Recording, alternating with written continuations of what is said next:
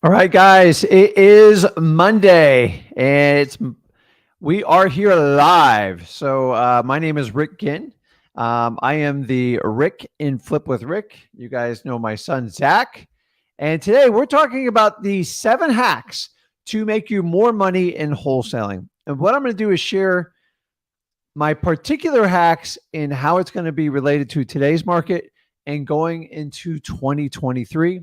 I will go into detail with them, and I think you all should pay attention. It'll be really, really good stuff. So do me a favor.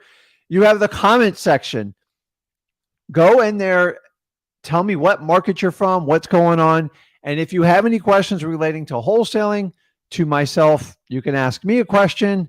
That would be great. That's the purpose of that section. Everybody is like-minded in here. If it's somebody you want to pair up with or somebody you want to connect with, this is the place to do it. Make sure you vet the people if you're going to do business with them. I cannot speak for everyone, but I do know the regulars here.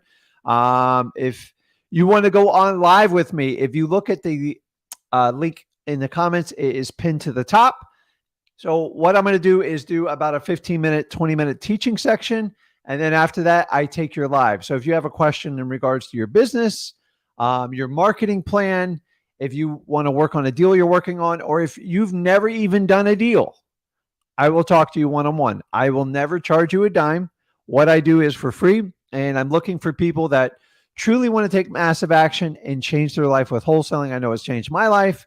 You guys know what it's done with my sons. And I do this to create a legacy because there is way too many people out there trying, and I say trying, to emulate what me and Zach do. And we are the only people that provide 100% free content on wholesaling. I learned this business back in 2003-4, and it is still being taught the exact same way. And with today's incredible technology, there's nothing that's been done out there that is not out there on the internet. So me and Zach have organized it and made it 100% free for you. So if you're brand new to us, go over to free wholesaling. Let me go back there. There it is. Freewholesaling.com. All you have to do is enter your email address and you get access to 100% free course. I will never ask you an upgrade. I will never ask for anything else. And full disclosure, I only talk about real estate, specifically wholesaling. I do talk about creative finance. I've done everything subject tos, owner financing, lease options, short sale flips, fix and flip. I'm not a big fan of fix and flips. And if you want to go into it, I'll be happy to go into it. Wholesaling is where it's at, guys. If you can learn how to be a phenomenal wholesaler, you can do anything you want in real estate. Okay. The people that only learn fix and flip, or they learned this special technique, or they decided to do creative financing because they didn't want to compete with wholesalers, they will only have one option to do, because wholesaling is the art of finding truly discounted properties, and it's truly the best way to do it. So, but I'm biased. You know how that guys work. So I hope you guys are having a fantastic day. So let's get into it. So let me check here. I'm going to stop the course going on there. And that's it, man. I can't believe the year is almost up. This is crazy. Like, I still keep thinking about it fourth quarter. But guys, we are talking about ramping into 2023. And in my mindset, I am already there. Like, I'm already thinking about the 12 months of productivity of what I can get done in my business with my son, with my employees, to get to the finish line, because this year is pretty much already in the book. So if you're with me on that, then let's get into it. I'm going to put a couple notes on there and let's do it, man. So where did I put this? Okay. So we're talking about the 7 hacks to making me more money, particularly in 2023. And I could probably do 100 hacks, but I'm going to give you the 7 most effective. And this is about making more money. Okay.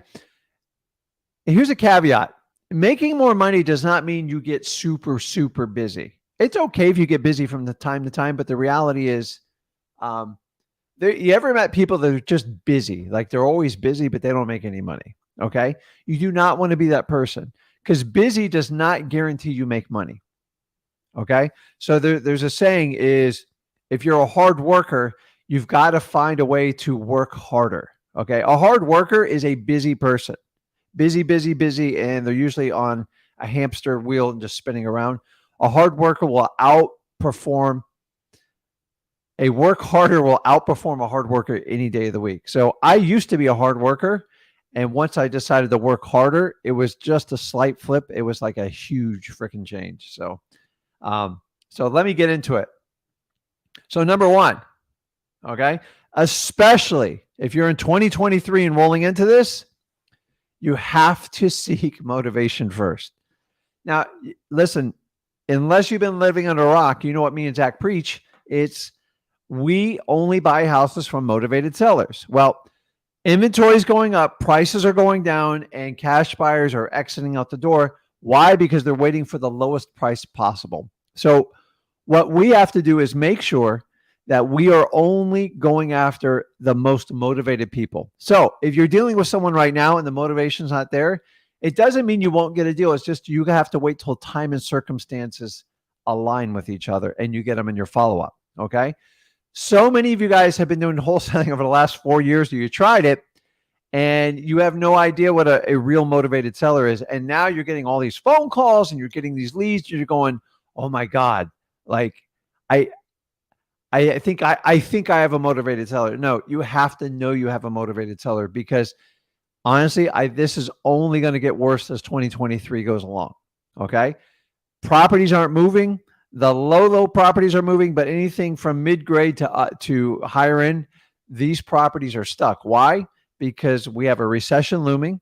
People are even talking about depression. I don't completely buy into that at all, but we have approaching 8% mortgage rates, and we're waiting to see how far the Fed's going to go with this. So I'm not an expert on the government, but whatever the government tends to do, they tend to react late and they tend to overreact.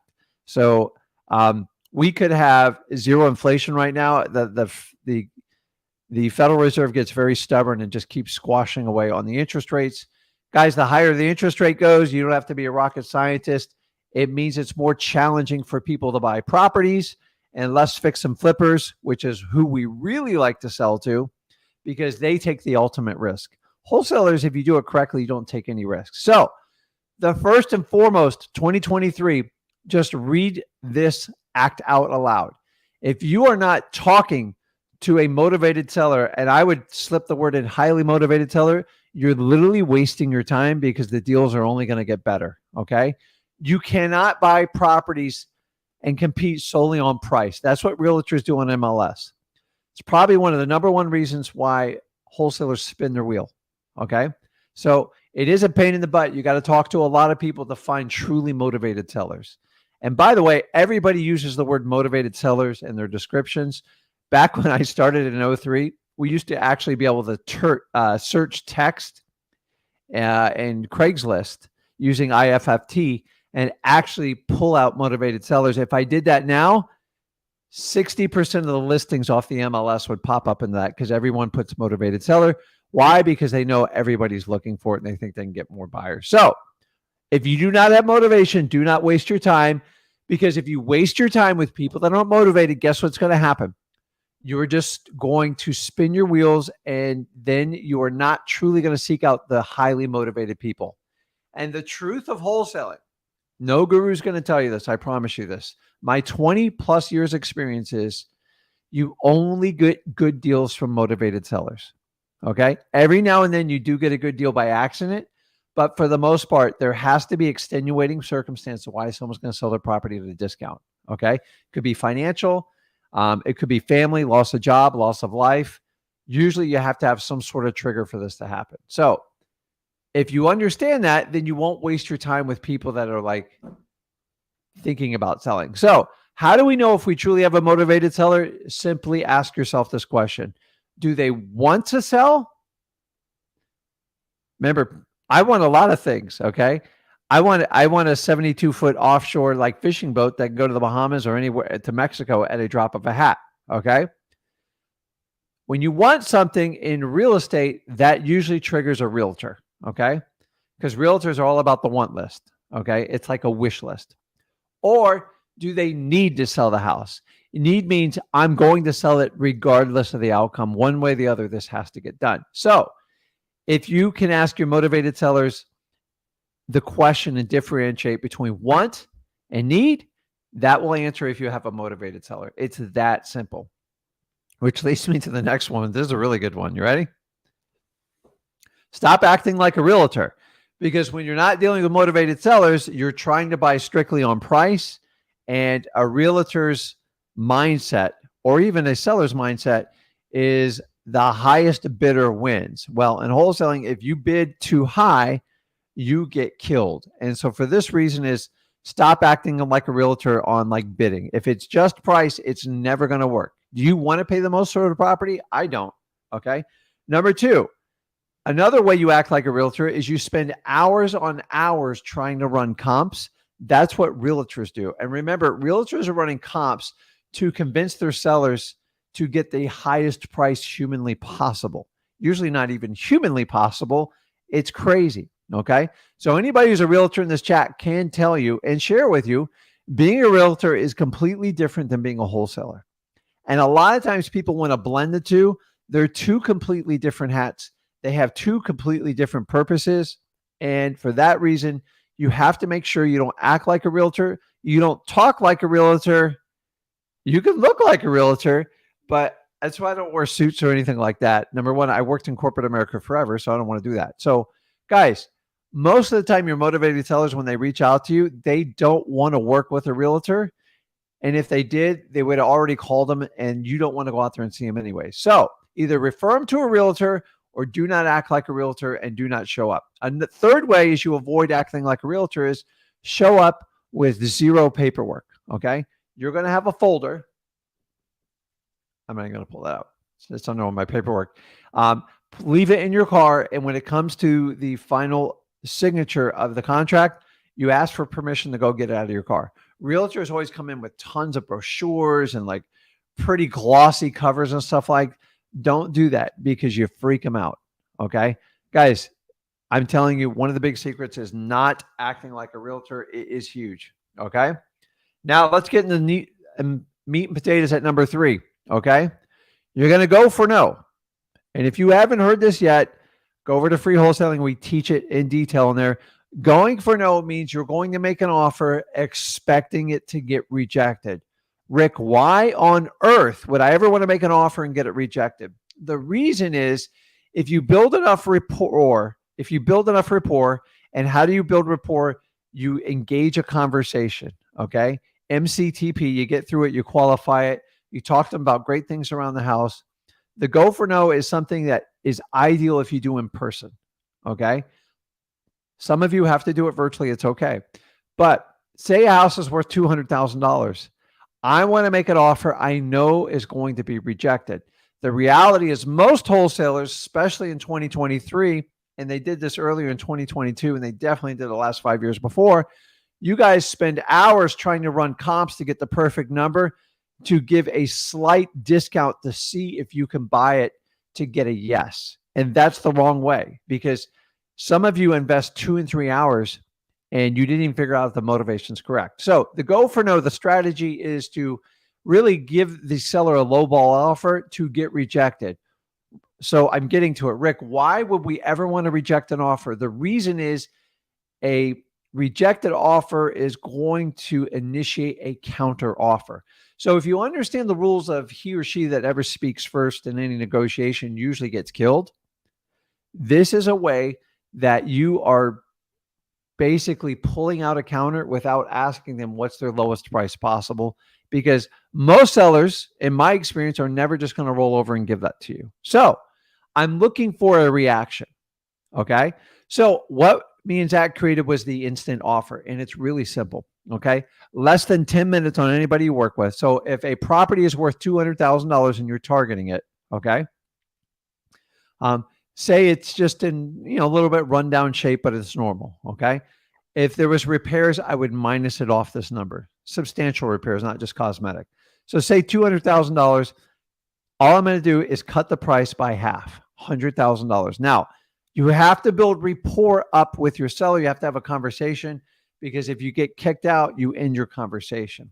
And then I'm simply going to say, Mr. Seller, I go, would you consider $100,000 for your property? And just shut up. Now, only three things can happen. Number one, they take the offer and you are a hero and you're going to be super excited. And it does happen every now and then, but it's rare. Okay. It's rare. You are expecting a no. I'm setting you up for rejection. Yes. Okay.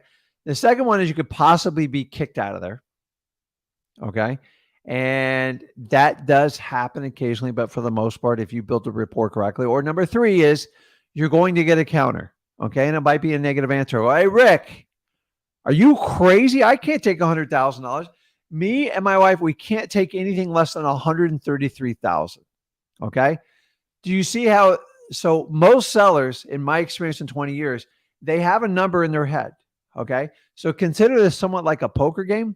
They have a rock bottom number in your head. Your job is to solicit it out of them without actually asking them. So by doing the low ball offer, the instant offer, $200,000, cut it by half, $100,000, you kind of make a scrunchy face offer. And if they flat out reject your offer, then you can ask them the rock bottom price. Okay. Now, if he or she rejects my offer, I go, Tom, listen, I threw out an offer in there. I go, listen, what's the best you can do to get rid of this property? And that's it. And it's much easier to ask it when you do it that way. If you come out cold and say, Mr. Seller, what's the least amount you would take for this property? Most likely you're going to go back to you and go, listen, I don't know. You're here. You give me an offer. And you get in this awkward situation. So this is what we call a offensive move. It works. I'm telling you. You guys you're so used to trying to get a yes that you never figured out going for a no. I'm telling you, use this method for all of 2023. Thank me later. Nobody teaches this stuff. It works. Why? Because I've dealt with thousands and thousands. I've closed over 3,000 transactions. I'm telling you guys, it works really well. Okay. Can you go up in price? Yes. Can you go down in price? Never. And so many of you guys are stuck on the 70% of ARV. And the reality is most of you never get your ARVs correct anyways. So whenever it comes to a comp, come up to a range, it should be within 5 to 10%. Pick the lowest number. I would even lower it from there. Cut that in half. Go for the low ball offer. And I'm telling you, it works very well. The next one is, oops, I did it again. The next one is cash buyer intel. Okay. I know this isn't like a news flash, but going into 2023, we have to spend more time dealing with our cash buyers and collecting intel from them because they truly hold the key on what is going on in the market and who is our customer. It's the cash buyer. So you need to know what your cash buyers will pay for a deal. And without that, you will never, ever, ever know. So over the last 4 or 5 years, if you were a wholesaler, you didn't have to do this part. Why? Because deals were sold in hours. Okay. So now we're in 2023 rolling into it. I'm here to tell you is a lot of you guys are locking up properties on yesterday's pricing and you don't even know you have it wrong. Okay. Especially if you don't use the instant offer system, you're really getting it wrong. So the best thing you can do is get intel from your cash buyers. You just got to spend time with them. You know, there's an entire company that told you don't ever spend any time with your cash buyers. And I used to cringe when I hear this stuff. Okay. The norm is you actually have to spend time because they are your customer when it comes said and done. I get it. The sellers are your customers. So is the cash buyer. So remember, we are the middle people on this. So you have to spend time with your cash buyers. Now, if you spend time with your cash buyers, you can use a technique. And this is going to work really well for 2023, is reverse wholesaling. What do I mean by this? You're going to have a lot of properties sitting on the edge. Like the seller wants 100,000 and you can't do more than like 85 and you're just stuck. Okay. Instead of giving up on that property, why don't you develop relationships with your cash buyers in your market? And then you can talk to them about the property. You can show them pictures. You can just talk about it without giving the address and get a gauge of what they'd pay for that property.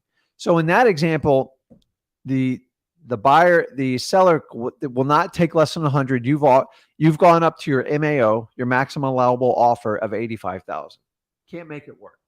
So now you've built a relationship with your cash buyer. Maybe they bought a property from you or another deal didn't work out, and go, listen, I got this 3-2 on the east side. It's basically 1,300 square feet. It's got central AC. This is what it needs for repairs. What do you think the best is you can do for that? And sometimes you go, man, I've really been looking for a property over there. I got a property on the other side of the street. That would be perfect for one of my rentals. I could probably pay like 100 max. I can't pay a dime more. Now you have the intel from your cash buyer. Listen, you make sure you have vetted your cash buyers and you have a relationship. How do you do that? You pick up the phone and have a conversation with them. If you don't know how to do it, go over to freewholesaling.com. We show you exactly how to vet your cash buyers. The days of just texting them, sending them emails, that works to a point. But if you want a real quality cash buyer list, you're going to have to call them on the phone and see what's going on and see if they're real cash buyers. Once I have that information, now that gives you the green light to go back and deal with your motivated seller and try to convince them to take a $90,000 offer, or you can settle at 95 and walk away with $5,000. If you did 10 deals like that, that would put 50 grand more in your pocket for 2023. And that is what we call reverse wholesaling. Now, reverse wholesaling only works if you develop relationships with your cash buyers. I do this all the time. Guys, I do it on very, very large properties because the numbers do get tight sometimes. And the best way to do it is go out and see what they'll pay for it. Now, you don't want to give them the address and have them cut you out. I'm not telling you that. Okay. So make sure you got a real cash buyer and see if it works. Back in the old days, I used to give them the address and it wasn't professional, and I don't do it that way anymore. So if I don't do it, I don't want you guys doing it. So get your cash buyers intel and use this reverse wholesaling. It works really, really well. So somebody give me some likes here. I know you guys are falling asleep on this. Come on. I'll pick it up on the one-on-ones. I promise it's coming. Okay. We're almost done. So real estate agent marketing, I'm not going to go into knee deep. You guys got to develop relationships with real estate agents because they are not moving properties right now. And you just need to teach them to give you the tired, the weak, the ugly, and the properties that just won't sell. Because when a real estate agent doesn't have a buyer and the seller's breathing down their neck and the property needs lots of repairs, you are the best fit for it. The only thing the realtor wants to know is how and when are you going to pay them? And that's the easy part of this transaction. So spend some time each week reaching out to realtors. You can do it by phone call. You can send texts. You can send emails. And just see if they want to work with you. Now, do not represent yourself as a wholesaler, because wholesaler is almost a slang word to realtors. Just let them know you're a cash buyer looking for these types of properties. Now, don't make the mistake I did in the beginning. I don't want a realtor calling me on every listing they have. If they call me once or twice a year, I'm perfectly fine with that. Okay. You only want the ugly houses, the ones that don't sell, and the ones that need lots of fix up or some sort of extreme circumstance so you can put a deal together. AKA the properties that are never going to sell on MLS. You know, most realtors don't understand those properties, so they try to list them. And then that's where I wind up getting a lot of my deals from realtors. Okay. And the next one, which is one of my big ones, the art of detachment. Okay. You guys have to understand, you have to be committed to the process without being emotionally attached to the results. What does that mean? When you make an offer and it gets rejected, don't get all hurt. Don't go crying. Just suck it up and do it again. It's going to hurt a little bit in the beginning, but you've got to understand this business is about rejection. The more you get rejected, the better off you're going to be as a wholesaler. End of story. Okay. I got to be honest with you. I was a little bit sensitive when I started out in this business. So once you build up that muscle and you're okay, you have to look at yourself like a Major League Baseball player. Even the best hitters, basically 7 out of 10 times whiff. The reality is you're going to whiff probably 9 out of 10 times. I only need one deal to make my stuff work. Okay. We are not realtors. We don't go on 10 listing appointments and try to get 8 of them. Okay. I go on 10 appointments. If I get 2, maybe 3, I'm super excited. Okay. I just got rejected 7, 8 times and I'm excited. So you have to do that. So when something doesn't work out, you have to detach yourself from the outcome. This is the difference between business people and people that just kind of try it and test it out. Okay. You will fail in wholesaling. You'll fail a lot. And it's okay because that's how you really learn in the business world. If you can understand to detach yourself from it, you will do a lot better. Okay. By the way, you're going to have deals that you get all the way to the finish line to the title company and they will fall apart. How do I know this? Happens to me every day. I just had a deal fall apart today. Am I upset about it? I'm not happy about it, but I just move on because I know if I keep consistently doing my marketing, I keep making sure the leads go out, making sure my marketing people are answering phones, doing door knockings, reverse driving for dollars, running the probates, doing the code violations list. I know there's 3 or 4 more deals just around the corner. And if I detach myself from the deal that didn't work on, it doesn't mean I give up on it. I'm not going to let that emotion anchor within my body and just screw me up for the next 2 or 3 weeks. I used to do that. I get really upset when a deal fell apart. So you go like this, you look at it from the outside and go, well, that was interesting. What am I going to learn from it? And how can I go forward to hopefully not make this mistake again? And by the way, there's no complete prevention of deals falling apart. They fall apart. You know how you cure it? You work on a lot of deals. You do it with quantity. So if I got 10 or 12 deals in my pipeline, which is the norm, I know that X amount percent are going to work out and some are just going to fall through.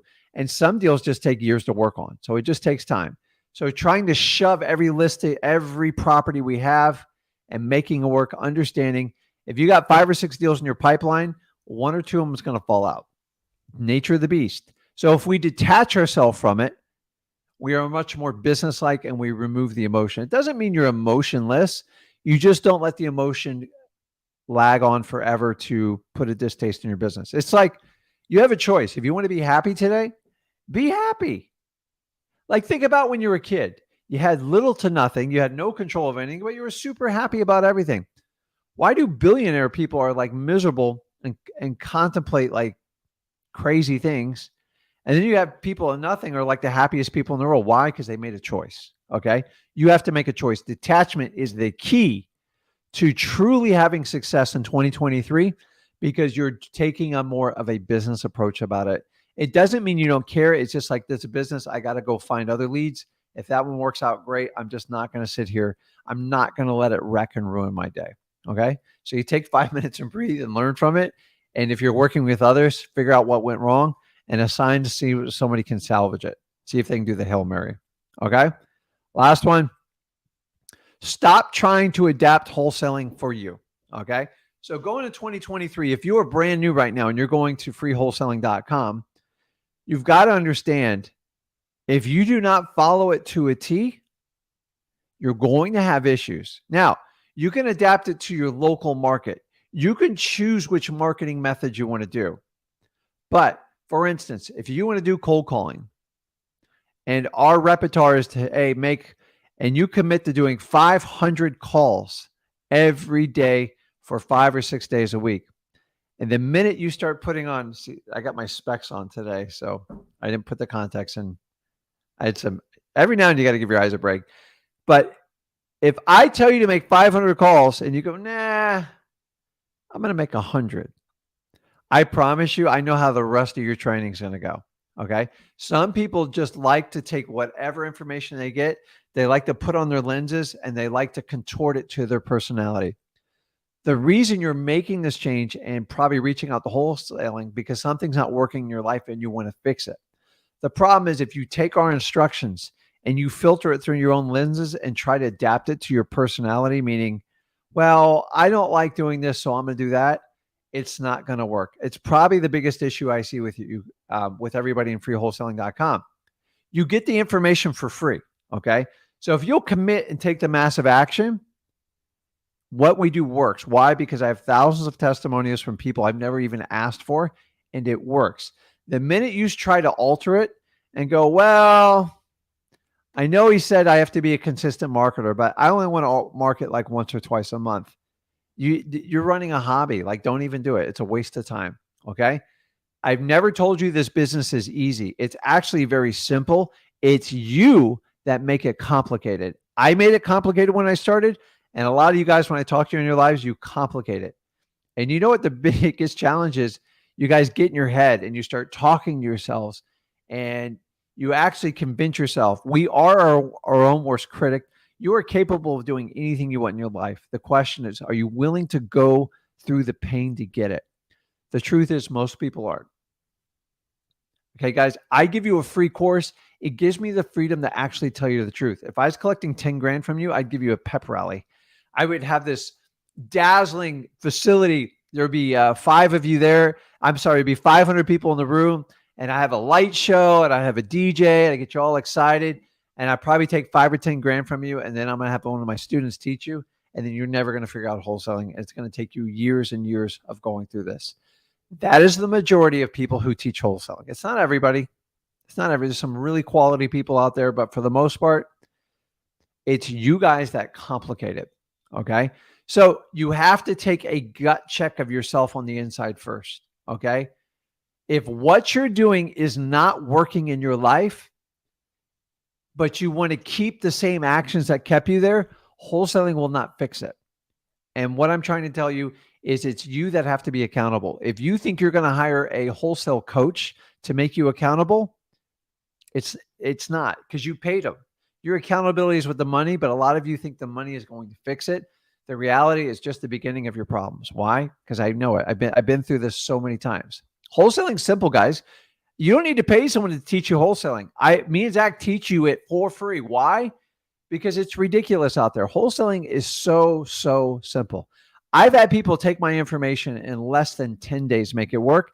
And I've had some people take my information and take years to make it work. Why is that? Okay. Everybody's different. Everybody's in a different market. But if you apply yourself and you're extremely consistent, it works. The major reason is because people want to adapt it to their personality, which means they don't want to do the work. They don't want to change how they feel. And they are doomed to repeat the past mistakes, and it will never change. Okay. So you've got to make a true commitment for change on it. So that's what I have. If you guys want to jump on the live, click the link in the comments or go over to Wholesaling Houses for Real. There's a link on there. And let's go into the comments. What's up, Steve? See Denzo. So I see some new faces on here today. That is awesome. So we got spammers. Hey, welcome, spammers. By the way, when you guys spam, nobody wants to listen to you. Elijah says, I've been cold calling and finally found one that could be a great opportunity. So remember, Elijah, the main thing is to make sure that you find people that are motivated. So I see you waiting in queue there. So we'll talk. So the reason, guys, I do these lives so I can talk to you guys a little bit more, and it's a little bit smaller, which is good. So make sure you give me some likes, that you enjoy the content, because I keep splitting off channels so I can give you guys more of me and Zach until it completely fills up. So like, this is your time to shine. Let me see. What else do I have on there? Click the link. It's on there if you want to join the live. So Nick nails it probably best here. Ready? People have to get out of their own head and not overthink. I'm telling you guys, I've already told you, wholesaling, the smartest person does not win in wholesaling. It's the person that's going to outwork everybody, and the person that's not the hard worker, but will work harder than anybody else. Okay. I've already told you my opinion on school. School is important to learn the basics, and I suggest everybody finish it. But school is like going to kindergarten on how life really works. Okay. So most people don't get hit in the mouth till the day they leave college. And they're like, oh my gosh, stuff costs so much money. Okay. If you're young or anything like that, take the time to go ahead and figure out a real life education. Math is good. Science is good. But, I remember one of my sticking points when my son was in school, in high school, and they wanted him to do like an internship for the business program. And so he was trying to get college credits while he was in high school. And by the way, guys, if you can do that, take advantage of it because it's free money. So when he did it, Obviously, he wanted to work with my company because he was already working in it, making six figures. When he told the guidance counselor he was making over 100 grand while he's in high school, she called him a liar, and she told him to wake up and go get a real job. So what we did is we produced all the checks he got, and then obviously, I scheduled an interview. I wanted to film it, and I asked her flat out, "How much do you make?" And she says, "I make $56,000 plus I get bonuses." I go, "Don't ever tell my son what to do. Don't put any thoughts in his head. He is not going to follow your routine. Well, he has to get a good job. Why?" And I kept asking why. And she got so frustrated. She basically asked me to leave. So, bottom line is, he got the intern in my company. We proved, and she got really upset to find out my son, part time while in high school, was making more than twice what she was earning full time. So, don't let anybody in the school system tell you how to run your life, because most of them do not have it right. They're not even close, guys. So, my wife's a former educator. Okay. I love teachers. They're wonderful. I'm talking about guidance counselors. Okay. So, your true grad school starts when you actually get out into the world. And the sooner you can experience it, in my opinion, the better off you are. So, um, can you imagine a guidance counselor? Like, do you know every word out of a guidance counselor is about getting a good job? And like, I cringe every time. I cringe. Like, so especially anyone who wants to be an entrepreneur, like, I'm okay with people having a job. Like, I'm not knocking on it. But for those of you who want to aspire for more, I've had guidance counselor told me my entire life while I was in school, I had to get good grades to get a good job, to get a good college, to get a good job. And you know how that worked out. So that's crazy. So speaking of young, Elijah, you there? Yeah. How you doing? Good. What's I'm going I don't on? know. So I sent you. Is there any way you can access your Instagram right now? Hold on, I got to turn you up here. Say it again. Can you go on your Instagram DMs? I sent you a link to this for sale by owner on Zillow. Is that possible? I can, but you're talking about the the technologically challenged person. So I got to do it in front of my phone for me. So, and you need to talk to my son when you do this stuff. Well, I'm old, Elijah. Like, I'm I know. slow, man. Sorry. So, hold on. I just want you to go on it and tell me what you would offer that property. Just right off the get go. So, for full disclosure, I do not spend a. Hold on. Is actually gonna kill me. I don't spend a lot of time on Instagram. It just because I don't have to. Yeah. Hold on, Do I'm you not looking. see it?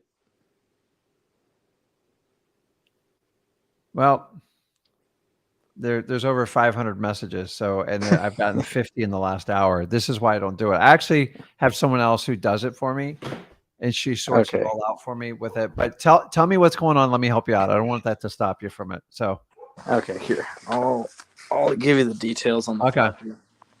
Um, it looks good. It looks renovated.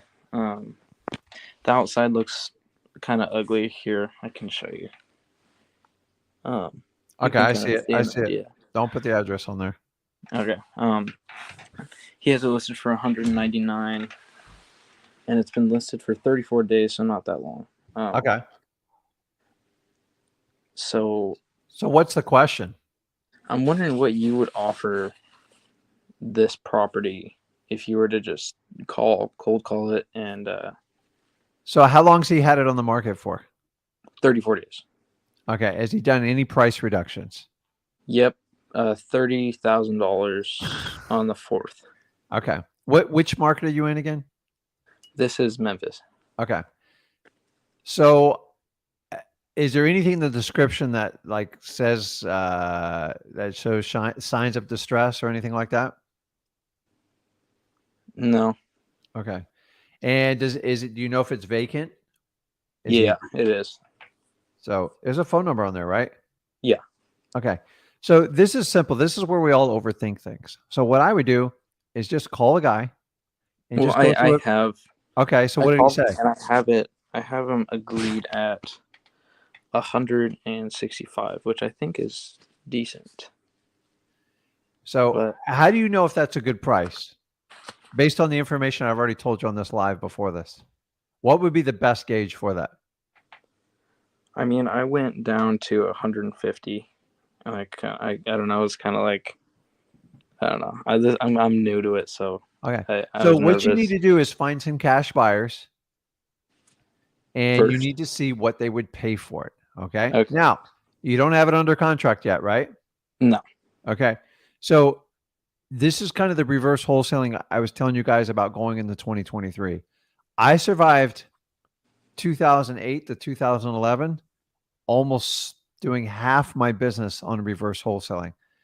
It's perfectly legal and it's ethical. So you get the guy to his final like sticking price. Like you got to try to bottom it out. Okay. I could do a contract. I know we said like 165, but like I can't go a dime over like 156, whatever it is. Okay. Mm-hmm. You kind of get them to a verbal and you start putting the contract together. Meanwhile, you assemble your cash buyer, you start talking to them, go, listen, I got a 3-2 on, and most of your buyers know you're like, so the property's probably in like a certain neighborhood or something that usually they have a name for it or something like that on the east side or the west side, north of the tracks, south of the tracks, Yeah. and just see what they would pay for it. And it will help you Okay. validate if you're right or wrong. And your cash buyers might go, I won't give you more than 130 for that. Yeah.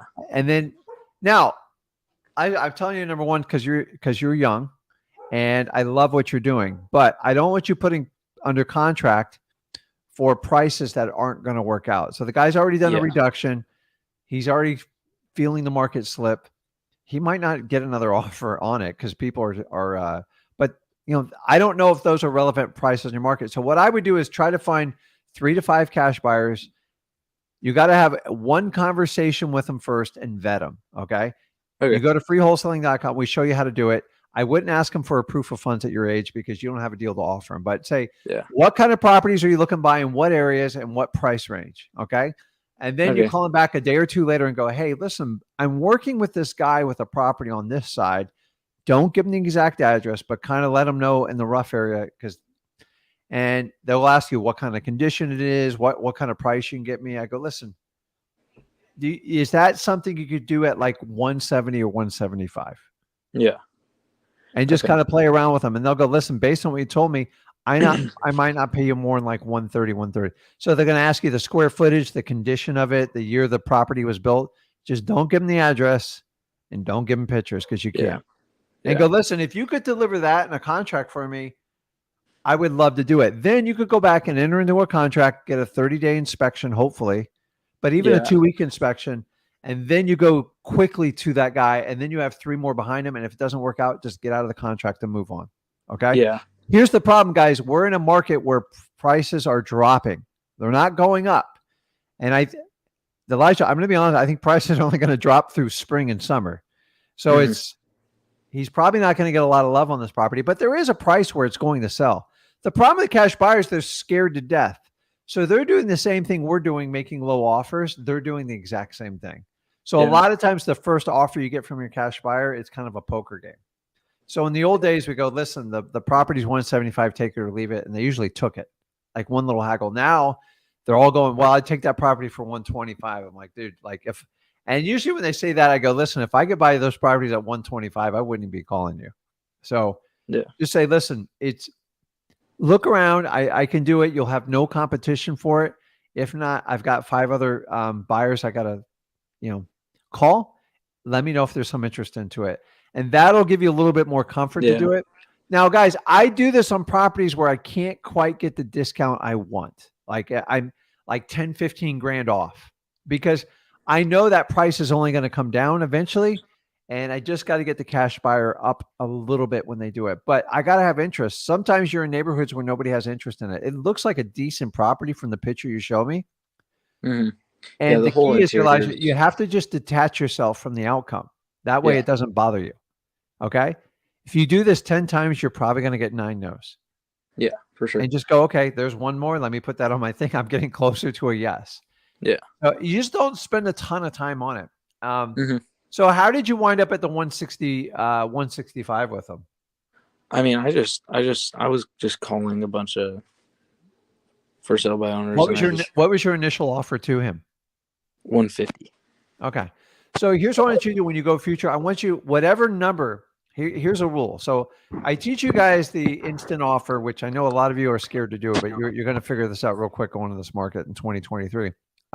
Whatever number you're thinking, I want you to minus off 25 grand on it when you offer it by default. So consider you're like you have a virus in your head, and every time you make an offer. So if you go, I'm going to make 150, Rick told me to take 25 and make 125 offer. Elijah, what do you expect on the one, if you made an offer for 125, what would happen? No. Okay. They would say no. So what do you think happens after you've already made your offer? You put the ball in his court. So you ever played volleyball? Yeah. So when you hit the ball over, what do they have to do? Give it back. There you go. That's all you're trying to do. Call it slippery, call it sneaky. I don't care what you do it. It's a lot better than saying, hey, Mr. Seller, what's the lowest price you'll sell me this thing for right now? Because when you ask that, they're going to go like this. They go, Elijah, you called me. Yeah. You make me the offer. And then you're stuck. Okay. So by making an offer, you know it's going to get you a no. It incites them to give you a counter. Because here's what I go, 125. Oh, hell no, Elijah. Like, what are you, nuts? Okay, well, what do you need to get rid of this property? And just shut up again. Yeah, and they have to finally give you a number when you do it. And it just takes the sting off of it. So here's what I do. If you're not going to use my 50%, you can use my broken rule that got me to that. Just take 25 grand off of whatever you're going to offer in your head. Just automatically deduct it. It doesn't mean you're going to wind up in that price. It just gives you the room to negotiate. Because if you spit out 150 and he takes it, you're stuck. You're like, there's nowhere to go. Okay. Yeah. So you always want to try to get a no. So the sooner you can learn to get a no up front, the better you're going to do. I'm telling you, man, it works. And going into 2023, if you learn this skill set, I'm scared to see what you're going to do over the next 4 years with it. Okay. Because here's the reality is, tell me the truth on this. When you made your offer, were you trying to get a yes? No, I wasn't, because I've been watching these. Okay. About so just offer a little bit. You got to offer lower. That's all, because you need room, and because the problem is our cash buyers are brutal right now. So have you started calling cash buyers in your area? Well, no, this isn't my area. I'm virtual. Okay, so but you still got to have cash buyers. So it's cash buyers are super, like, they're really easy conversations. Yeah. Like, if some kid calls me and goes, hey, I want to buy properties, I go, listen, here's what I'm looking for. Here's the area. If you got something, call me, but please don't waste my time. That's what I tell them all. I don't care. Yeah. I've tried to make my number like private as possible, but like somebody else answers it, thank God. But I'll listen to anybody. But when people start like playing games, like, we get them off of our list right away. So people like honesty and sincerity. Like, for the last 4 or 5 years, everybody lies to their cash buyers. Like, oh, I got deals. They have no deals. Like, just say, listen, I'm spending some money on marketing and time. I should get a deal in this area. You want me to call you when I get something under contract? Are you okay with an assignment? You know, what's your price range? You know, what do you like? And just kind of go with that. So use the reverse wholesaling. It'll work well for you. And then take off whatever you make an offer on. Take off 20 or 25 grand. Even if you don't want to do it, just do it by default. Yeah. Because Rick says, if I leave a little bit of room in there, I can make it work. Now, I know because the thing is, the only thing I can't help you is I don't know what the ARV of that property is today. And you're in one of these weird markets. So this softness is going to go on all for 2023. So the key is, I want everybody to understand watching this, you have to make low offers so you can get the lowest price humanly possible. It doesn't matter what they listed on the market for, because we have no idea if that's an accurate price. Rule number 2 is, what a seller lists a property for on the market, don't let that sway your decision ever. Because they lie sometimes. Sometimes it's only worth 100 grand and they put it on for like 179.9.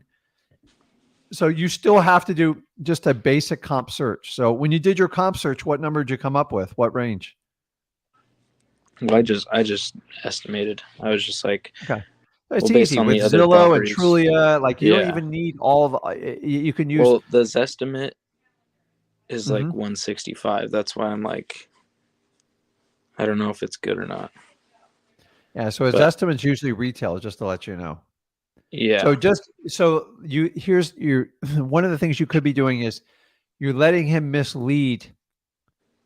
Like he lists this at 199, and you're saying the 199. Did he have a $30,000 reduction on top of that?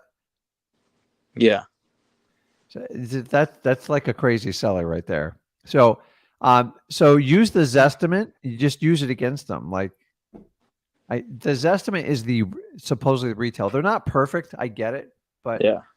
I, I wouldn't spend a lot of energy and time and just kind of learn. You have to play with people to get them to the bottom line number, especially when you're calling on FISBOs.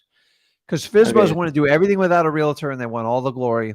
And the reality is, without a realtor in today's market, they're going to get hit hard in the mouth on what the true value of that property is. So if 165 is, I would say that's my highest retail. And you have to have a number significantly below that to make it work. gotcha. Why? Because he's out of the market at 34 days and nobody's interested in the property. So Yeah, what happens? So then they go, hey, what happens when it's on the market 60? Do you want me to? So I go something like this. I play with people, but I want to help them. I'm like, do you want me to call after it's on the market 60 days, or should I wait till this estimate drops to like 150 ish yeah, and just go? But like 150 ish, that's where you be with a realtor. So yeah. FISBOs are frustrating. It's a volume game with FISBOs because what's the one thing that you haven't shared with me that would tell you if it's going to be a good deal or not? I don't Motivation. know. Like if he ain't motivated to sell it, he ain't motivated. Oh yeah, He yeah, could be a wealthy guy and this doesn't bother him and he could wait 2 or 3 years and there's nothing you and me can do to cure that for him other than time and circumstance. So okay, go find other ones, keep working through and don't okay, spend a lot of energy on it. And if he comes around, just put him in your follow-up and then you can track the property. It's what I call kind of stalk. So we always stalk 20 or 30 properties. We just kind of watch to see if anything ever changes. okay. Cool. And then when you call somebody back a few months together, I go, hey, listen, remember we talked about that property? And a lot of times they go, well, I'll go ahead and take your offer now. I'm like, what offer? And I Yeah, just like, I go, well, let me look at everything. Some things have changed on it. Guys, the one thing I stress to all sellers is prices are dropping, inventory is going up through the roof, interest rates are shooting up through the roof, and cash buyers are not as readily available as possible. So I only have so much money. I'm interested in your property, but it's got to be a win-win for both of us. So um, I don't think he's motivated. So I love what you're doing with it. Just keep doing it and just turn up the quantity when you do it. Okay. okay. So Thank you just so much. don't ever let the price a seller gives you be your determining factor. You have to resonate your own number. So a lot of times when Gotcha. they give a price, you have to pretend like you never saw it and go, okay, Okay. what would someone pay for that type? And there's plenty of like free software technology out there. I'll figure it out on your own. But man, like I just play with them on the Zillow. You have fun with it, man. You'll get All it, right. man. This is a skill, and repetition is Yeah. the mother of all skills. And once you get after a while, but all of 2023, you're going to have this struggle. Yeah. So just shoot low and then just see. And when someone goes, man, I have to have this thing sold by the end of the year, or then I'm going knee deep with that person. But the ones that just sitting there on like, was it off Zillow? You got that one? Yeah. Okay. Well, I mean, good job, dude. You're in the right area. You'll get it. You just got to keep going. Okay. Okay. Remember, it's your failures is where you figure stuff out. When you Yeah. win, it's just the reward from all the crappy stuff you Yeah. have to go through on the failures. Okay. Yeah. The most growth you ever have as a human being is when you fail. Okay. You don't learn crap when you accomplish something. Think about anybody who won a Super Bowl. Think about that 16 or 18-year journey they took trying to become Yeah. that skilled athlete. They got the crap kicked out of them. And they spent a Mhm. lot of lonely nights sitting in ice baths, like with very, very sore body, trying to figure out what went wrong and why they didn't make it. All through, Pee Wee ball, the JV team, the varsity team, all the way to college. And then if they ever made it to pro, just understand they failed a lot more than they ever succeeded. So, dude, you're starting so early. It's real. How Yeah. how old are Well, you again? I'm 17. Yeah. So that's I mean, that's amazing. Did you so you started 16 years before I ever even thought about doing it. So Yeah. you'll do fine. Just keep doing it, dude. Okay. Appreciate it, Okay. man. Okay, man. I'll see you. Danny, what's going on? How you doing? Good, man. How are you? Pretty What's your good. shirt say? Oh, it's my dad and mom's school. Okay. ECU. That's- Yeah. I went to Florida State. Oh, okay. Well, my Yeah. team's so bad. My college team's so bad. I can't even talk about them. So Who's that? you definitely don't want to hear it because you're going to rub it in my face. I'm a big Miami? Canes fan, but I grew up in the 80s watching them. And my favorite rivalry of all time was FSU Miami. And it's just gone the hell in a handbasket the last 5-6 years. It's just like Yeah, either this year. one side's so dominant. I like competitive football. I really like, it's just not, it's like a child beating up. It's like an adult beating up a child, what you guys did to us a couple of weeks ago. I'm just like, it's not even good for FSU because it's just like, it's like a JV team. So I'm just embarrassed with what's Some going records on. are broken too. So But I'm looking forward to like the Michigan Ohio State game. And by the way, I just like good college football. oh yeah. So thank God my Dolphins are competitive. So Yeah, I'm a what's Dolphins going on, fan, man? too. What can I help you out with? Yeah, so I'm in Pinellas County, and I'm trying to figure out my marketing, like what's the best attempt. Like I tried SMS text blasting once. I'm not really understanding. I have REI reply. I'm kind of going back and forth with batch and REI reply, but I don't want to like pay for another service. So that's my first question. What do you think I should, focus on? So the main thing when you decide which medium you want to use to attack wholesaling is, number one, you've got to commit to it. You got to give it X amount of time. You got to have a marketing plan, and you got to be confident in like what you're doing. Mhm. So for the record, I'm not a cold caller. Never was. I just don't like it. I don't like it. So if I know I don't like it, I know I'm probably going to fail at it because I ain't going to stick to it. Get me in front of someone though. I'd rather go knock on doors than cold call. It's very monotonous to me. Okay. On the other hand, my son loves to do it, and he did it, but he did thousands of calls till he even got his first deal. Okay. I would quit after probably the 200 or 300 calls. I'm like, this is stupid. Okay. But that's my own style, and I know it up front. So you have to decide which one you want to commit to and stick to. Unfortunately, some people are forced due to budgetary constraints on which ones they're going to do. Okay. So if you have no money, you have to go, okay, then this is what I have to do. And you know the options that are free. Yeah. It just takes a lot of hustle and a lot of grind. Okay. Yeah, so I have been doing the Drawing for Dollars challenge. I have like 300 properties right now. I have been pulling lists. Another question I have is when I pull the government list for like, let's say code violations or fire damage, the properties I go to, they don't look bad at all, but they kind of have a long list of different things that happen to the property, but they look like fine on the outside. So I'm afraid to put a sticky note on it. Well, you got it. So remember we talk about the art of detachment. Mm-hmm. Like, so remember your prospecting list. Mm-hmm. You put the best list you can. It's never going to be perfect. I've tried it for 20 years. We get the wrong properties on there all the time. Okay. So get rid of the scared word because you're going to have failures on that prospect list. Otherwise, you are going to spend like months working on that perfect list. And by the time you perfect it, the whole list would have moved on. Like, people would have sold, all sorts of stuff would have happened. Storms would have come, people upgrade, downgrade. So if you're going to have that list and you want to do the sticky notes, just dial your list in best you can and then just go with the sticky notes. And because the reality is, if you try to sit there and perfect it, you're just going to eat up all your time, and then you're going to get caught in the weeds. Let me give you an example. When I started out in direct mail, I was scared to death. I didn't have a lot of money, so I only had so much money. So I get a list, and I tried to get the best like 300 people I could. That's all I could afford to mail at the time. And I would spend 10, 12, 14 hours, 3-4 extra days a week trying to get that list perfect. And what I learned is you're just wasting your time when you do that. What are you going to save? $3 to $5 by doing that? And that's the problem with it. And once I just said, screw it. I'm just gonna go forward with the list. And the people that call me that say, I get people to this date that call my company, say, I don't even own a property and you mail it to me. I'm like, okay, like, it's okay. Like, you won't die when so are you scared they're going to call you and light you up? No, just like they're in nicer neighborhoods. So I'm like getting out of my car and gonna put a sticky note on the door. But the other neighborhoods I get like 5 houses per street are like, the lower class neighborhoods. So that's like So what list are you referring to?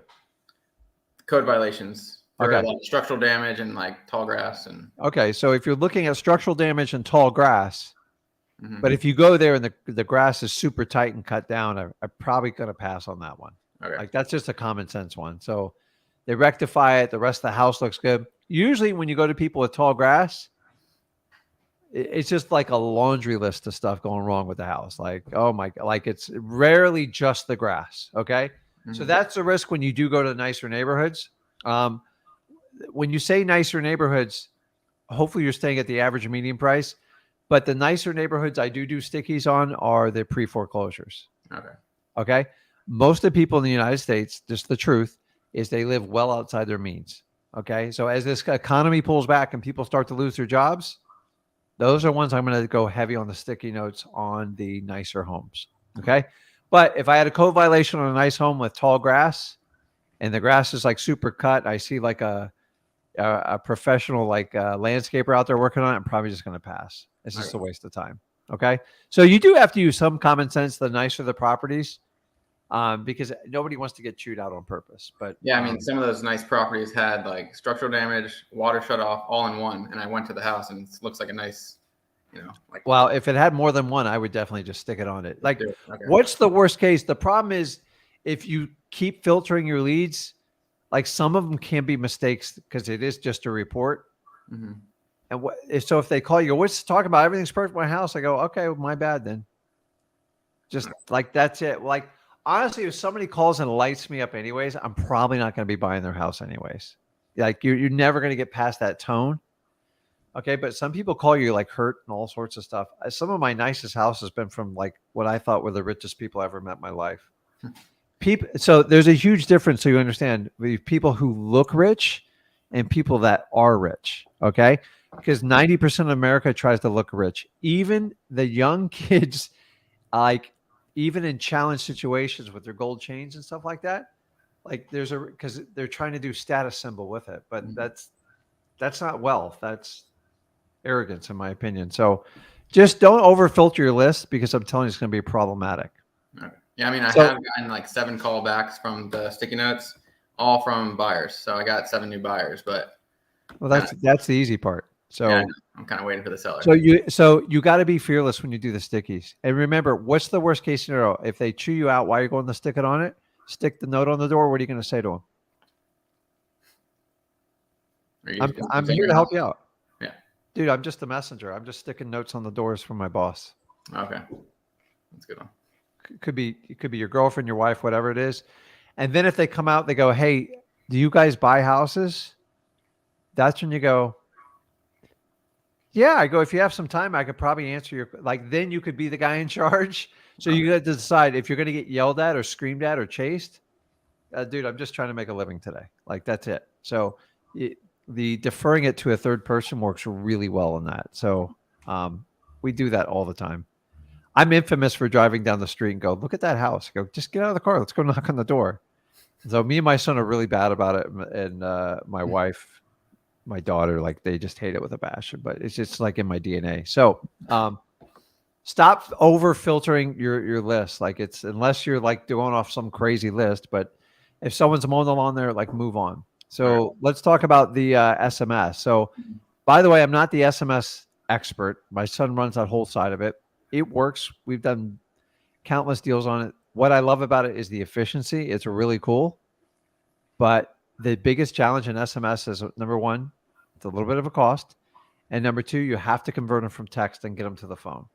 So many of you guys try to close deals like via text because that's how you talk. Like, here's the truth, man. I'm going to show my age now because now I am 53, is you can't break up with people over text. And you can't get too personal with text. Okay. It's just, and people read text as weird. Like, is he capitalizing? Is he yelling at me? At some point, if you want a shot at buying their house, you're going to have to get them on the phone. That's why a lot of people just convert over to cold calling, because if they can get them on the phone, they can skip that process. So there is a cost for texting. You have to budget. So if you want to do texting, you've got to like carefully shop all your options. Okay. And then number two, you've got to commit to a plan and you got to stick to it because it's so easy to pull back on it. Okay. Let me give you an example. I'm a huge direct mail guy. So I do a lot. I do 9 different ways to get business. Okay. But it took me 20 years to get there. Okay. I didn't do it overnight. Okay. Direct mail is painfully slow. So we do a direct mail campaign. We do not really get to the nitty gritty of the results until 90 days. Why? Because people just hold on to direct mail and they wait, and then some lady will call me and we do a $60,000 deal. And then I just told Zach like a week or 2 weeks before in that campaign, I'm not doing this anymore. And then Zach will go, turn it back on. And we just got sick of doing it. And so we go, we're going to wait 1 quarter before we look at the results. So you have to kind of back up a little bit because we all want an instant result. It's not how most wholesaling works. Now, the really cool thing about SMS, it will give you pretty instant. You can assess something within a week or 2. You don't have to wait 3 months. But if you know it's going to cost X amount of dollars, you have to set it aside and you have to commit to it. Because if you do it after 1 week and you go, well, if I don't get a deal after 1 week, I'm going to quit.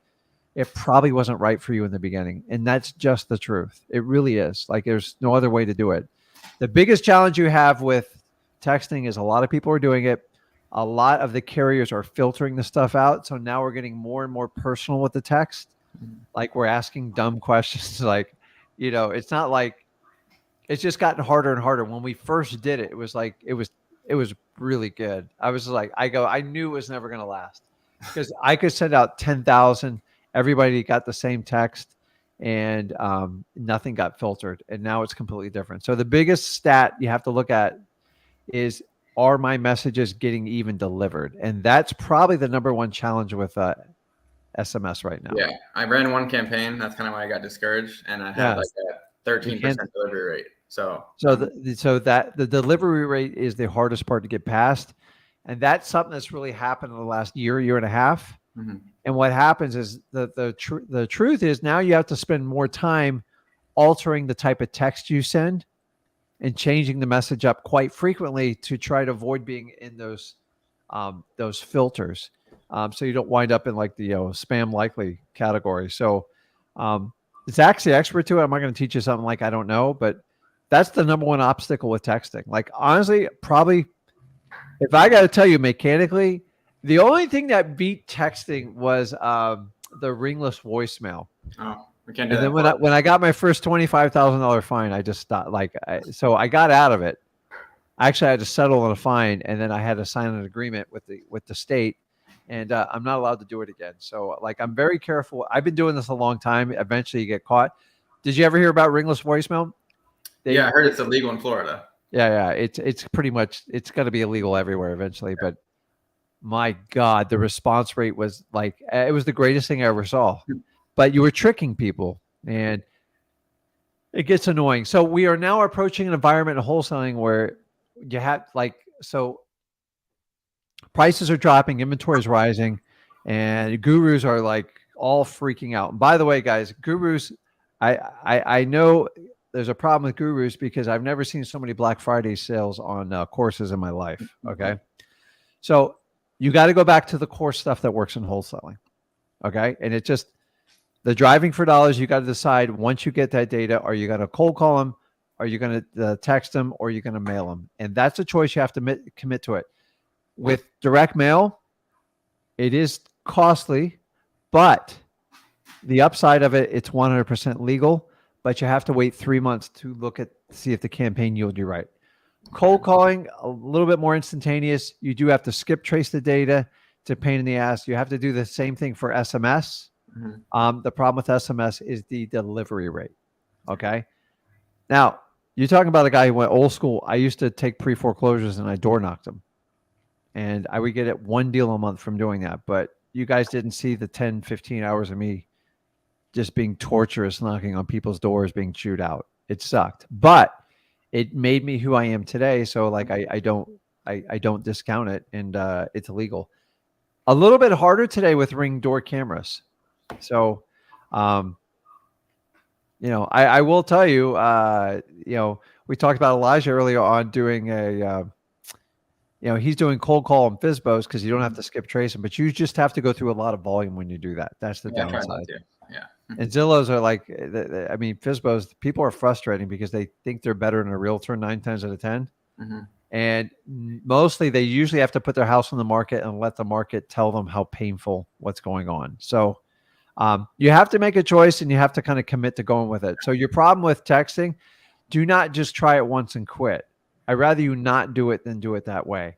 And you're going to have to make a decision which way you want to do this because so we try to teach people how to get leads for free, try to get a deal or two under the belt. And then if you want to harvest some money and put it towards marketing, because you're truly going to be a better wholesaler if you can do it that way. Do you know how many people go out and spend $10,000 and fail in wholesaling?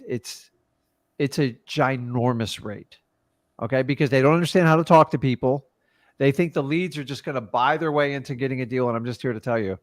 And by the time they add up what they paid with their coach and all that stuff, it takes them a year to even try to get whole. So yeah, I got tricked in the guru, not for wholesaling, but for rental arbitrage. That's how I got started in real estate. And then I kind of did some YouTube research and found you guys. So yeah. So if you can learn the core skill of wholesaling, you can do anything in real estate. And I always tell people when I know I have a successful wholesaler, I'm willing to do any type of deal with them. When I get someone that's only done creative finance, and I love creative financing, or they've only done like fix and flip, I know right off the bat, they expect to go to the market, find a discounted property, and they don't have to deal with anyone. And it's like super easy. And that's just not the reality of it. So, you just gotta have to make some decisions. I can't make them all for you, but like, here's the common thread I'm telling you is don't filter out the leads you do. Some of them are just not going to be perfect. And number 2, whatever you do, you have to commit to it and go with it and do something that resonates with you. If you know you hate cold calling, don't do it. Like I tell people all this time, man, like I just don't want to do it because back then I'm like, now I'm not as old as I have a rotary phone. My grandmother did, but like, it was so expensive to even have a cell phone when I started out. Like cold calling wasn't even an option for me. And there was no such thing as skip tracing. So it was kind of an easy decision for me. So mail, I did door knocking. And then when I got enough money doing that, I switched over to direct mail. And then I did a lot of driving for dollars and sticking stuff on. Well, it was different. We didn't stick stuff on doors, but we did something you're not allowed to do anymore. So I'm not going to share it. So, but we all evolve and we all get going. So how long have you been doing this for? I'd say 2.5 months now. Okay. Well, I've had one put under contract, but I got it for too high. So I kind of had to, it was with a realtor. I just told him I couldn't, our buyers aren't buying. Yeah. So you're going into a great market in the 2023 and listen, inventory is rising, prices are dropping. Mm-hmm. People are struggling getting mortgages. So it's like, so now's the time to figure out which path you want to take. And so when you do any type of paid one, don't want to go in and go out. That's the one thing you've got to avoid, like at all costs, because it's like painful. I tell people all the time in direct mail, I go, man, if you're not going to commit to 3 months, don't even touch it.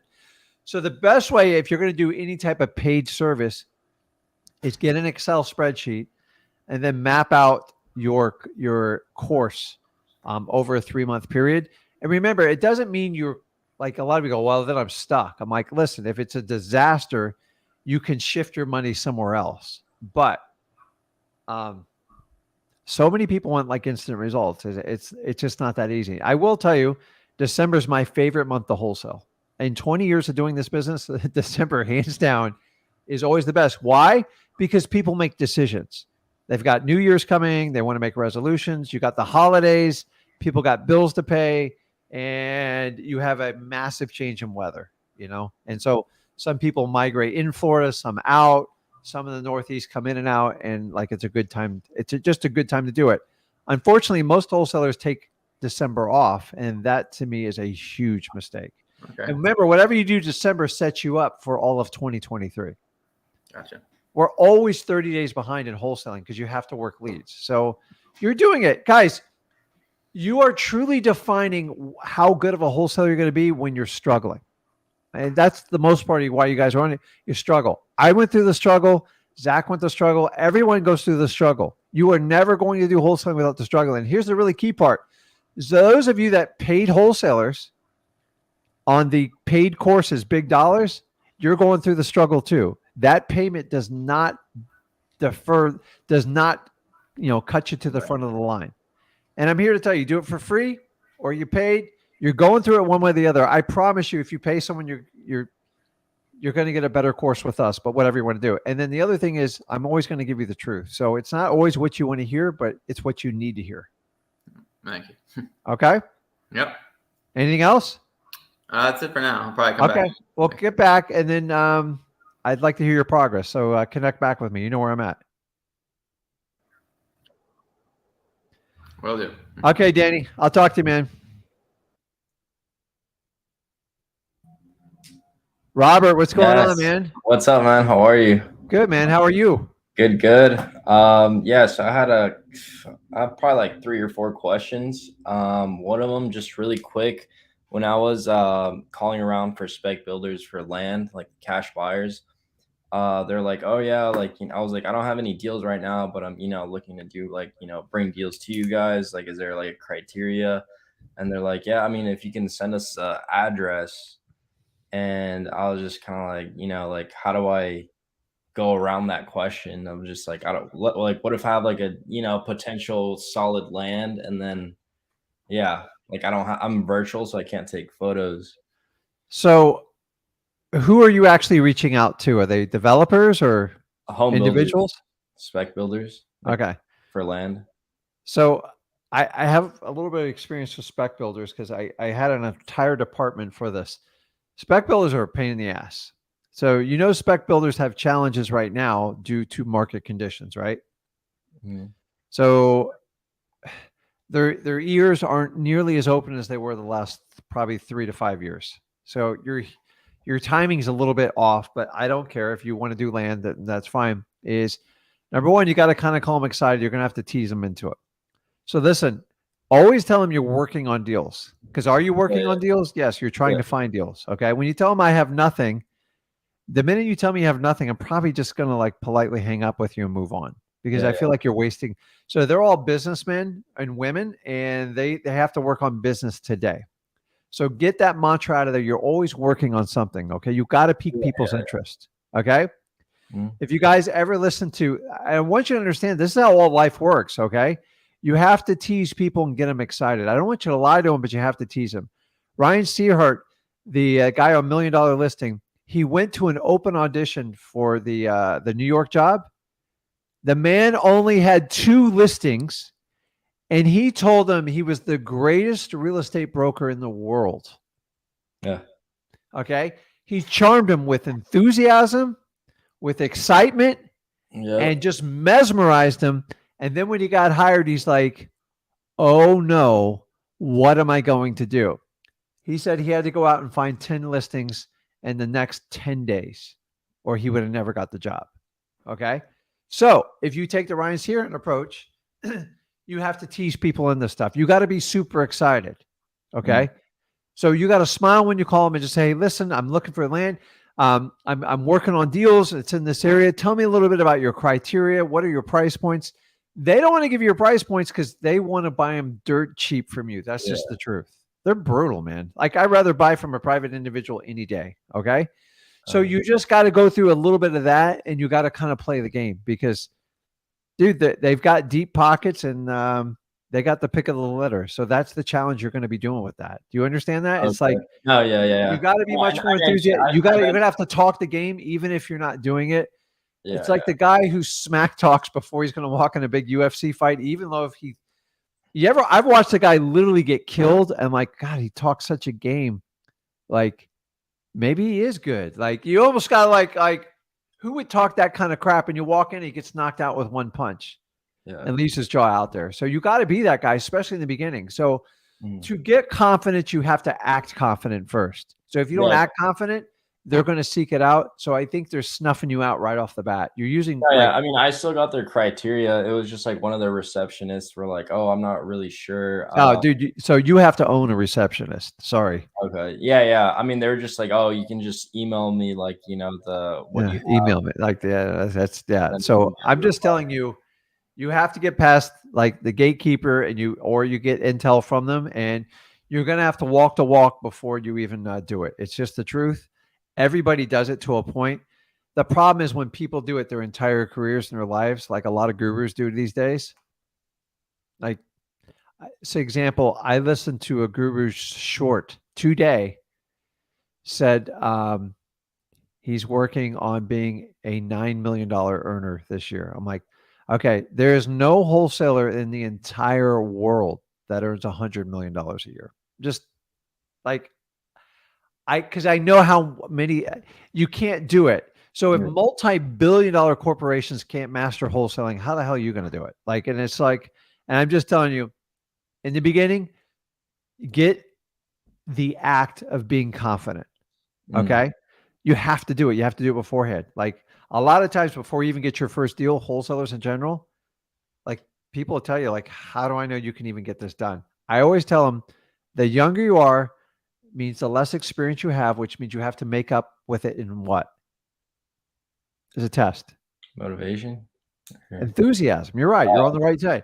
You have to be enthusiastic because I'm willing to give a young person that's highly enthusiastic and has an open mind and they seem helpful because I can probably work with them.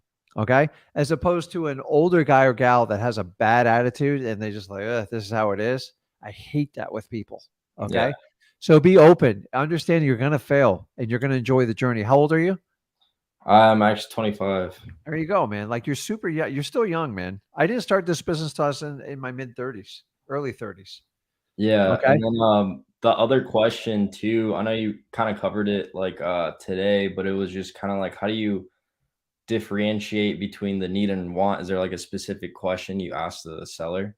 Well, that comes to when you're qualifying. So you know the 4 qualifying questions, right? Yeah, the MCTP. So just like kind of like, oh, why are you So looking to the sell idea is if you do it correctly, you turn it into a conversation.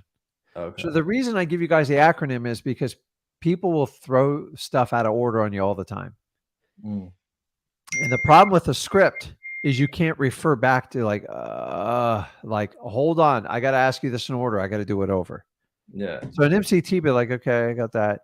So the true motivation comes out of the entire conversation because I don't know about you, dude, but like you realize, you guys, everybody realize on this live, everybody out there has a train wreck somewhat going on in life. Like we all have stuff going on in our life. It means some of it's out of our control. Maybe there's like sick, you have family that's sick in your life and you don't share it, stuff like that. Everybody's got something going on.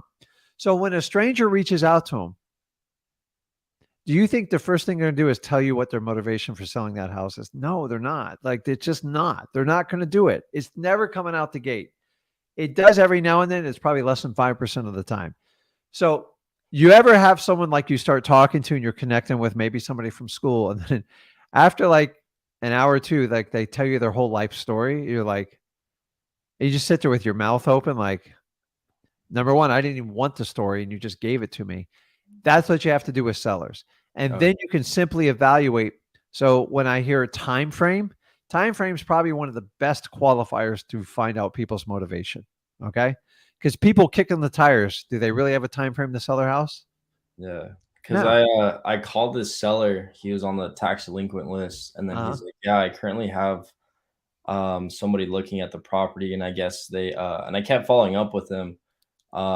He's like, yeah, they're gonna come and check it out today or like sometime this week. And then I followed up and I was like, hey, just seeing like how the listing went, building rapport. And because this was off market, it wasn't on market. And he's like, oh, he still haven't given me a price. So I was about to rapport with him, and then he told me that he's like, I also have another property. It was my dad's, but he passed away.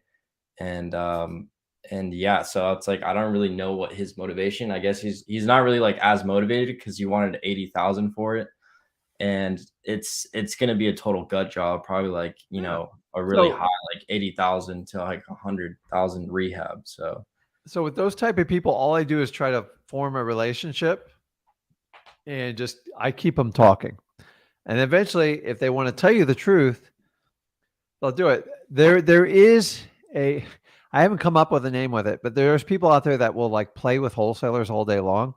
Guys like this do it a lot, by the way. Okay. And at some point, sometimes they just get so frustrated, they just make a decision to sell it. They're like, okay, I've tried everything. It ain't going to work. There's some people that will sit there and take 3, 4, 5, 6, 10, 30 offers. Okay. That's why you don't want to give an offer to someone that's not even slightly motivated, because they're just going to use your offer to counter somebody else with it. And that's what you got to watch for. Okay. So just, guys, the reality is a lot of people, it's just time and circumstances, and your follow-up is the only thing that's going to change their mind about selling it to you. 70% of your leads are going to come from follow-up. No one ever just goes, okay, I'm selling the property today. Nope. Very rarely do you have that window. The reason why people like going to MLS is because people have gone through all the stuff, but the house is usually perfect. And then you got some realtor asking above market price. That's why we don't want to go on there. So in the perfect world, we go to MLS. Why? Because they're all wanting to sell their property. They're typically ready to sell, and for the right price, they'll sign the deed. Okay. So now we have to find people that have motivating circumstances, but probably the biggest factor is going to be the time frame. Okay. So the fact that he has his father, that somebody passed away, sounds like a motivating factor, but I see probates all the time. You know, I got one right now. It's going on 12 years since his mother passed away. And he's just like, well, I get to it. I'm like, the house just sits vacant, nothing. And they pay the taxes every year on it. Some people just don't care. And so how do you kind of like win them over? Just keep following up. Sometimes I just ask them like, so if I'm not getting anywhere with someone, especially after 3 months, I just ask them shocking statements. When are you going to sell this property? Like, just what do you have to lose at this point? You know why? Because I don't want to keep calling if they have zero intentions of selling it. There's a gentleman that had, I think, 8 or 9 properties. I owned them all free and clear, very well off. And I said, listen, I'll give you your price for a creative terms. And he goes, well, let me think about it. And we went out and actually visited 3 out of the 8 properties. And then he wanted to show me the rest. I said, I don't want to look at them. I'm not a realtor. And I told him what I was doing. He's like, I like your offer. And he goes, can you put it in writing? And so I put 1 property in writing. He goes, well, I need the other 2. I go, no. When you sign that first one, you'll get all the others. Why? Because he was taking my offer and shopping it to everybody else. Like, and I can't stop people from doing that. But like, just a lot of times your gut will tell you if somebody is telling you the truth on what they're going on. I find time frames probably the biggest qualifier. Yeah. Hey, how soon you looking to sell the property? And then sometimes they'll just go, well, I'd like to get it done, sooner than later. It's like, So my next question is, where are you moving to?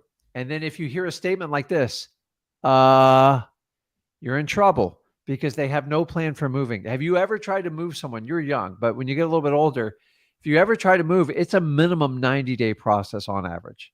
Yeah. Even relocating a school takes you 90 days type of deal. So if they don't have a plan or a thing to go anywhere, that's the big challenge. And that will help you answer the question. So, and then you just learn, but I find time frame hands down. And so when someone goes, hey, I'm going to live with my sister, I got to be there by the end of this month, and she's all set and the house is going to be vacant, so I have to have it sold. Okay. Yeah. But, and then the least desirable ones, when they go, well, if the price is right, I'm like, I don't play that game. Like, when I hear the price is right, it's like a trigger for me. Yeah, because he said 80, and I kind of like ran the numbers like right there and then. I just gave him a lowball offer at like 25. Yeah, because the ARV is probably like 120, and then he's like, no, like I can't. So like, how do you, if your MAO, let's just say, was like 30, 35, like how do you? Well, I mean, if your numbers are off, you said it's like these are like heavy rehab projects, right? Yeah. Yeah. I mean, it is what it is. You can't overpay for it. Yeah. Right. And I always go, listen, you've had it on the market for X amount of time. Like, I can't be the only person that's told you this. Like, when people sit for like 3 months and I can't get them, just hit them with a shocking statement.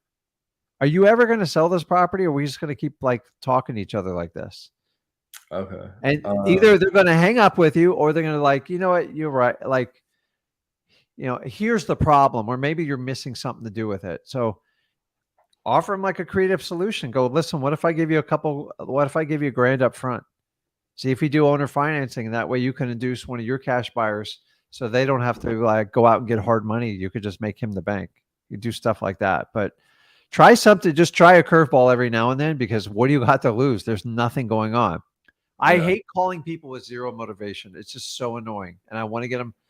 You're better off getting a hard no than sitting somebody in like the maybe land forever. But do not give them offers if they have no intent on ever doing anything with it.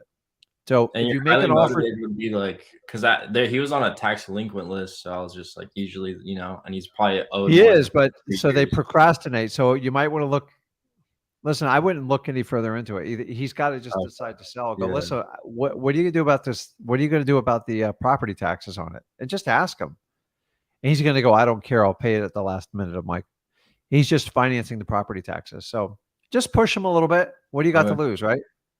Yeah. I want to push them to either do a deal with me or tell me to get off. Like, I don't want to deal with you anymore. I'm like, okay with it. But like, if you're not making, like, always every lead you have should be a progression down your funnel.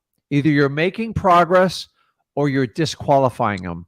To leave somebody in the maybe zone, it's like being in the friend zone with a significant other. It sucks. Like, Oh, you yeah. don't want to be there because you can't date someone else, but you can't date her. Like, it's like, you got to make a move. Okay. So Tony Robbins' famous line is, you got to make your move. So make it. What's the worst going to do? Is hang up on you? Who cares? Push them. What do you do about these property taxes? Yeah.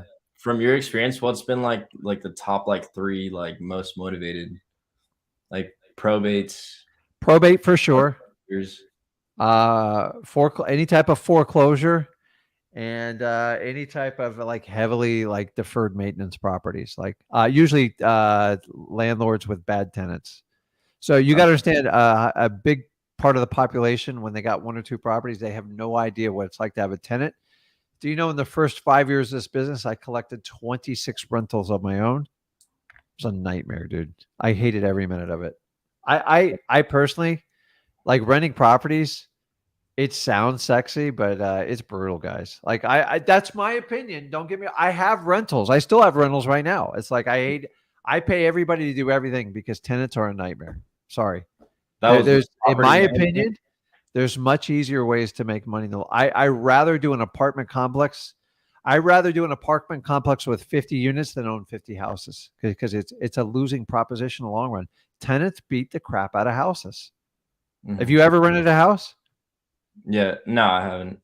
Yeah, but like, people just don't care as much. Listen, it's hard enough having people just care for the own houses they have.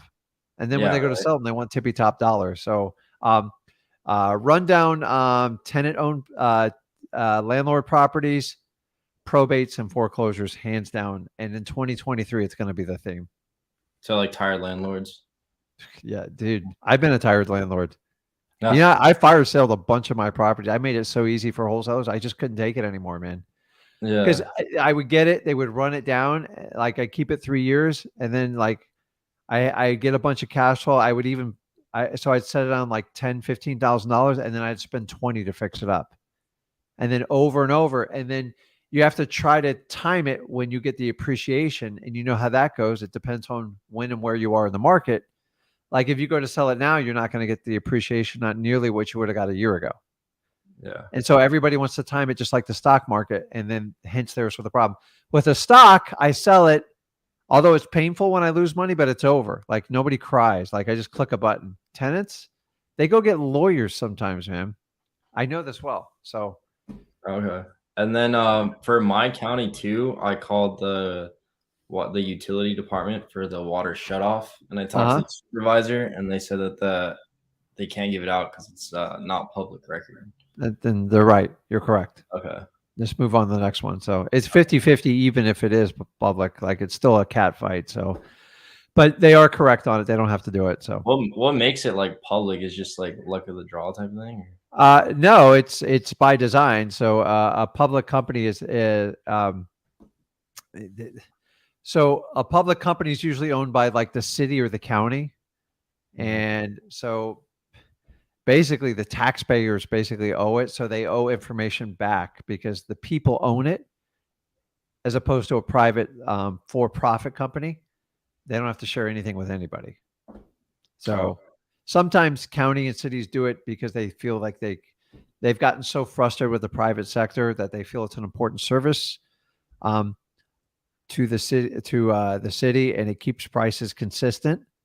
But sometimes they don't do that great of a job at it. So it's we have one city here. It's the biggest nightmare you've ever seen churning on the water in one city where I have and that's where I have a predominant of my rental properties. It's like a $400 deposit to get your water on. It's ridiculous. So it goes by counties, right? Like For the most part, yes. Okay. For the most part, every now and then there are some cities. So, and the same thing with like utilities. So, you just call, and if they give it to you, great. If not, they move on. But like even some of the private, public ones, they still struggle to give it to investors. So, okay, it is what it is. Move on. I also got the code violation list actually today, and there's like a lot of them trash beside house. Yeah, but like that's unfortunately that's not always just to motivate. Like Yeah. that's like kind of like an HOA thing. So you got to figure that out. So Okay. usually high grass and deferred maintenance. Okay. Defer me. Cool. All right. Thank you so much. Okay, Robert. I'll talk to you, man. Peace. Okay. Christian, you there? Yes, sir.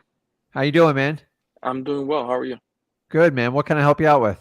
Okay, I have a quick question for you. Okay. I was doing the Driving for Dollars challenge, and in my neighborhood, there's what seems to be like a great candidate. So, amongst all the other 100 that I have, but I just had a question about this one because I listening. see that it is it's in pre-foreclosure, but on the door also there's a stop work order. Have you had any experience with houses that I guess somebody was attempting to renovate and then they had to stop?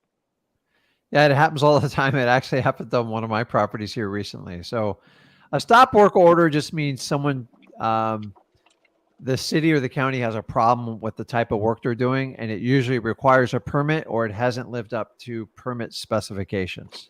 Okay. So when they put a Okay. stop work order on, it means they can't continue any other work on the property until they reach out to the city and get it re-inspected. Okay. And basically they put a mark on the property. And if they do not satisfy the city's requirements, they'll put a lien on the property. So it's a Okay. huge problem when you get, it's what we call red tagging a property. So when it gets tagged, they have basically 30 days to correct it. Sometimes it can be up to 90 days. And after that, the city will put a lien on the property. And it's bad. Okay. So would you say that's a good property for a beginner, or should I just High move on? motivation, yes. They Okay, are so that's high motivation. they take priority because if they don't fix it, the city's going to come after them.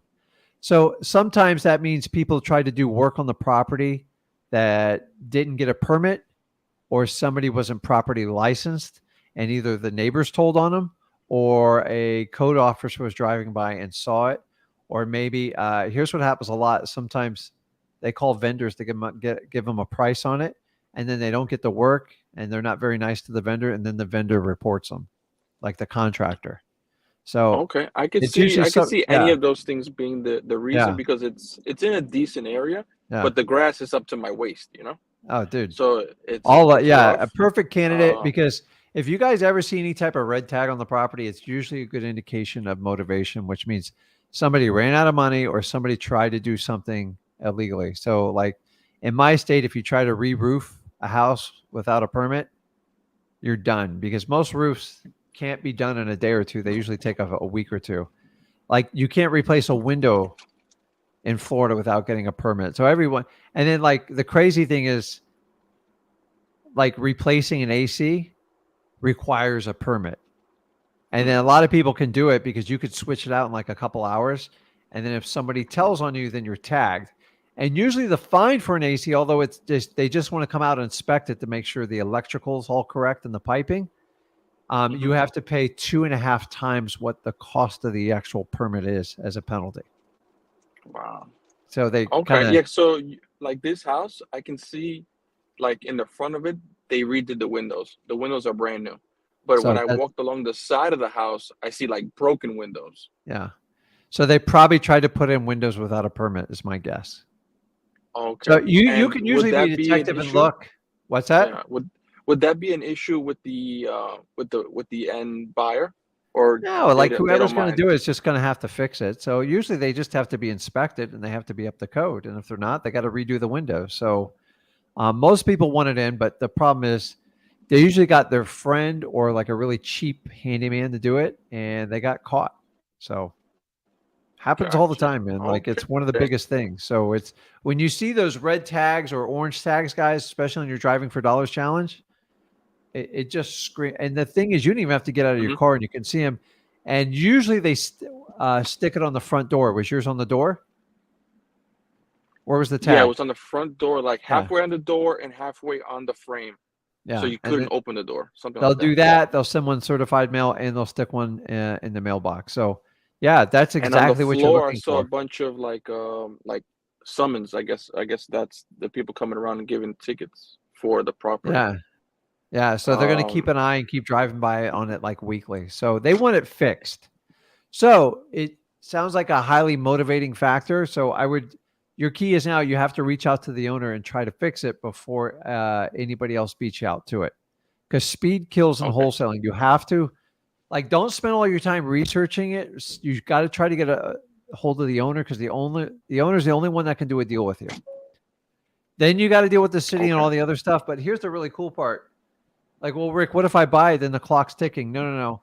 Most counties, if you go to sell the property, they'll give the new owner, which is your cash buyer, they'll give them a 30-day reprieve because they want it Okay. fixed. Perfect. They're not stupid. So I Yeah, sell that's what them I was all the kind of time with these confused about. stuff. I wasn't sure.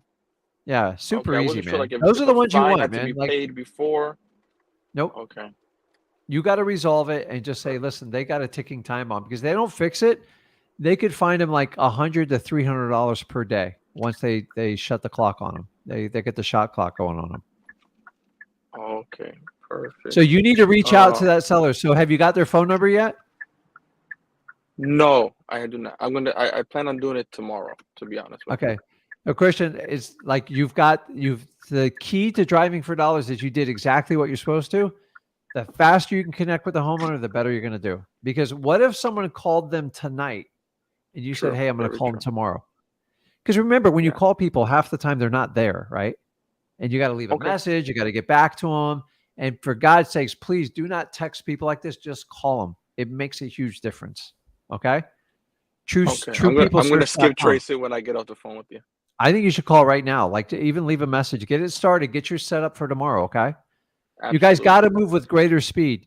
Researching properties is, the money is in contacting these homeowners and striking deals. Okay. Yeah, I think what made me kind of a little slow to react was I see like maybe I shouldn't say this, but I saw mail for the property and it's addressed to an LLC. So I was kind of like then doing research and looking Okay, into we'll it figure it deeper. out. I was, You're a yeah, smart guy, Christian. Like you just gotta like absolutely. think on your feet, man. Gotcha. No problem. Okay, buddy. I'll talk I to you. appreciate it. Take Okay. care. See ya. Okay. So Nick, don't worry about it. They will these people with their wanting their market price, the market price is dropping on a weekly basis. So Jason says, what's up, Jason? How you doing? Wants to know, how should I respond to probate letter callers asking how I found out about their loved one? So honestly, I don't really, when they call, it's public record. So I believe my letter doesn't like really go on about, I believe the one that you're talking about, the one we just offer condolences, but it's a matter of public record. So you just kind of rip it off if you go that route with it, and like don't make it a big deal. And you got to understand, somebody had to file a petition for the probate, so it's actually them that usually causes the reason why you know about it. So just like keep that in mind with it. So. Okay, guys, I'm going to wrap this up. Make sure you're subscribed on my YouTube channel. I got a bunch of new videos I'm dropping this week, and I want to make sure you guys get access to them. Also, make sure you check out my son on ZachGinn.com, and then Zach will be on tomorrow, I believe. We usually do cold calling on Tuesday, and then Wednesday, me and Zach are going to be on live. Obviously, Thursday, probably give you guys a break and give you a video because I want you to spend time with your loved ones. And that's it. So if you guys want to connect with me, I'm always on Wholesaling Houses for Real. And you can put comments on my YouTube channel, Rick Ginn, and I'm happy to respond to those. So guys, have a wonderful day, and we'll see you guys tomorrow at 5